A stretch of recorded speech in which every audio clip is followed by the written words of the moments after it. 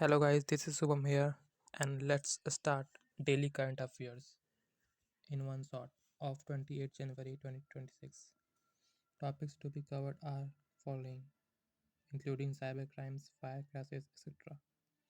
The first topic is cybercrime, the new invisible threat. What is cybercrime? Cybersecurity. Cybersecurity consists of technology, process, and control designed to protect system, network, program, device, and data from cyber attack. ऐसे technology और process जो system, network, programme, device और data की सुरक्षा के लिए बनाई जाती है उसे कहते हैं cyber security. Types of cyber crimes are online scams, identity theft like theft of Aadhaar, PAN, password etcetera. Illegal content जैसे कि बैंड और हार्मफुल कंटेंट को पब्लिश करना. फिशिंग अटैक, फेक ईमेल और लिंक का यूज़ करना. Exploit kits, harmful tool used by hackers, ऐसा चीज़ जो हैकर के द्वारा यूज़ होता हो अटैक करने के लिए. फ्लड अटैक यानी ओवरलोड और system crash. Social engineering, manipulating people and manipulating people. Social engineering, manipulating people. Cyber stacking, online harassment and tracking. And botnet, networks of infected computer controlled by hackers. About 63% surges in cybercrime cases. These are following data which are presented by Infosys Prime, Infoserver.com. The number of complaints received in various fields are digital fraud, trading scam, investment scam, digital dating scams are result in loss of about 1200 cr, 14,000 cr, 220 2225 cr. There are various types of crimes reported like OTP fraud, online banking fraud, credit debit card fraud, data theft, algorithm manipulation, loan app, gaming app, dating app, etc.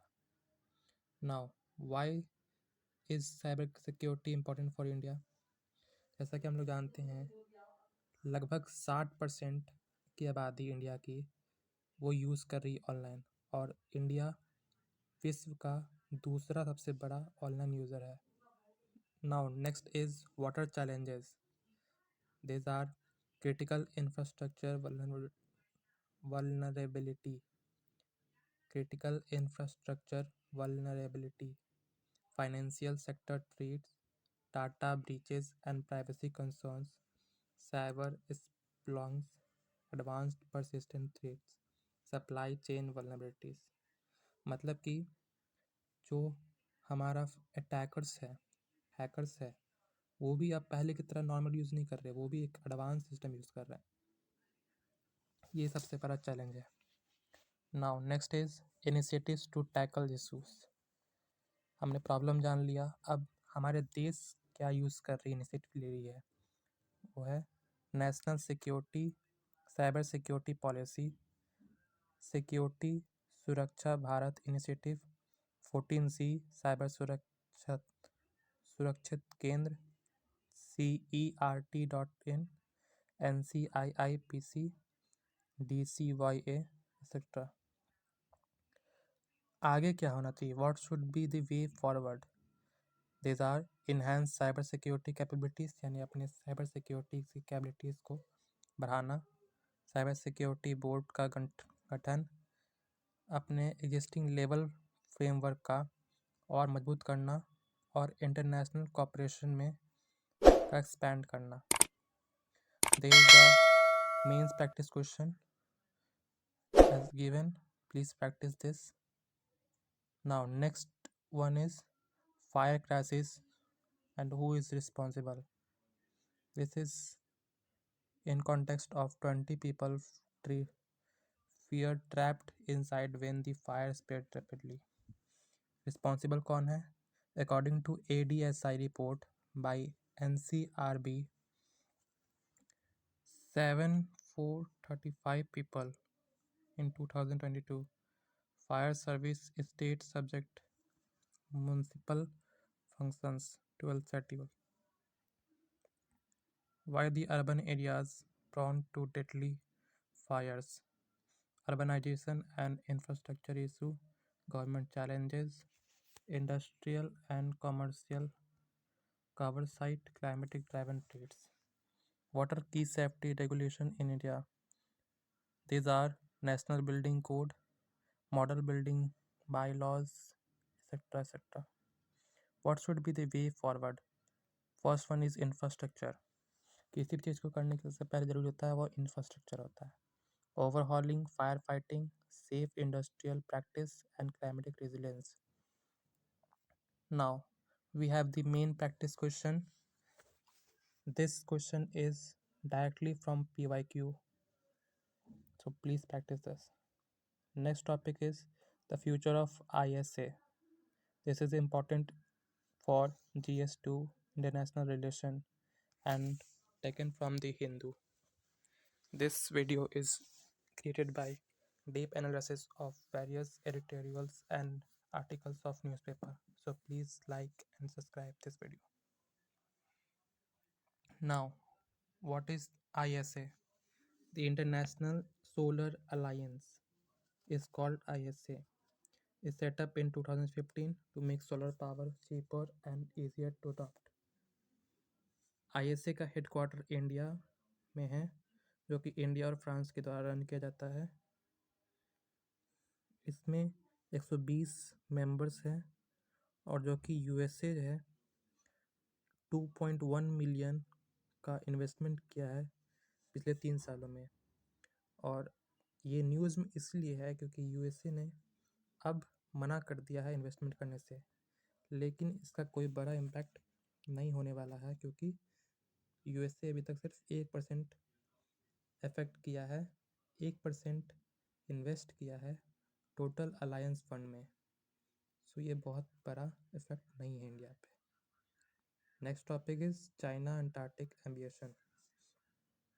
कुछ दिनों पहले China ने एक draft किया था. उस draft में 7 chapter और 57 आर्टिकल्स थे.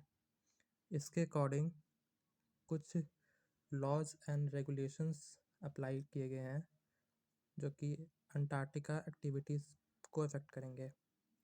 ये सिर्फ चाइनीज सिटीज़न और ऑर्गेनाइजेशन के लिए नहीं है बल्कि फॉरेन एंटाइटीज़ के लिए भी है जो चाइना में ऑर्गेनाइज होते हैं और चाइना से डिपार्ट होते हैं.